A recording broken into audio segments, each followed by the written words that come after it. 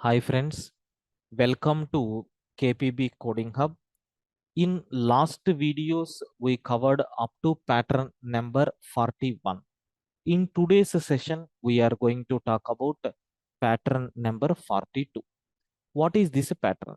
In previous, we have printed from A to E, right? Now I am going to print E. So D, C, B, A in the reverse direction. So this is in first row, second row, third row, fourth row, fifth row. Like this I want to print. How we can able to do these things?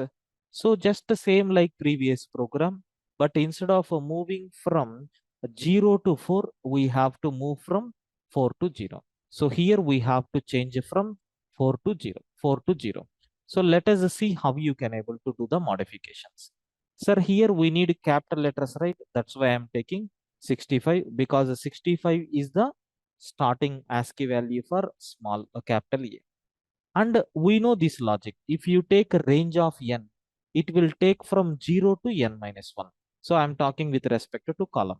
But if I want to get from 4 to 0, I will take n minus 1. N value is 5 means 5 minus 1, 4. It will begin with 4. Then step value is minus 1. Sorry, end value is minus 1. So means what? It will end with minus 1 plus 1.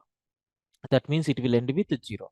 But the movement of direction, not from left to right. If it is from left to right, you can take plus 1 as the delimiter. But here we are, step value. But here we are moving in the reverse direction, right? That's why what I am doing, sir, I am taking minus 1. So now see what will happen. How many rows do you want? 5 rows. You can see we are going to get E, D, C, B, A. Like that, how many rows it is printing? 5 rows and 5 columns in this reverse direction. This is the way, sir, how we can able to work with this.